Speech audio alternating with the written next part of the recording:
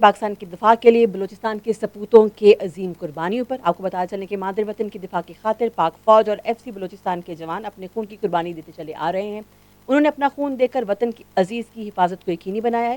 بلوچستان سے تعلق رکھنے والے شہداء کی عظیم قربانی کو خراج تحسین پیش کرنے کی غرض سے آج پاک فوج اور ایف سی بلوچستان کے افسران اور جوانوں نے شہداء کے ورثاء کے ہمراہ شہداء کے مزاروں پر پھولوں کی چادر چڑھائی اور فاتحہ خوانی کی۔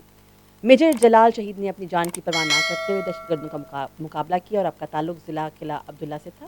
بہادری سے لڑنے والے نائک مولا بخش شہید کا تعلق ضلع کچھی سے تھا۔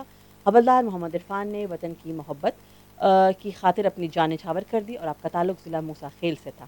پاکستان کی دفاع کی خاطر جان کا نذرانہ پیش کرنے والے سپاہی امداد علی شہید تعلق ضلع سبی سے تھا، جبکہ سپاہی عبد الرزاق نے وطن کی حفاظت کے لیے اپنی جان کا نذرانہ پیش کیا، جن کا تعلق ضلع کوہلو سے تھا۔ سپاہی ظہیر احمد شہید نے وطن کا دفاع کرتے ہوئے شہادت کا درجہ حاصل کیا اور آپ کا تعلق ضلع جعفر آباد سے تھا۔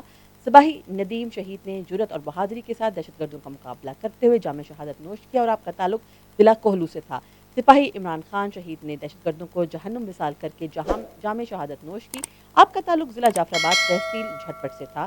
اور سپاہی عنایت اللہ شہید نے بڑی جرأت اور بہادری کے ساتھ دہشت گردوں کا مقابلہ کرتے ہوئے جام شہادت نوش کیا، آپ کا تعلق ضلع جھل مکسی تحصیل گنداوا سے تھا۔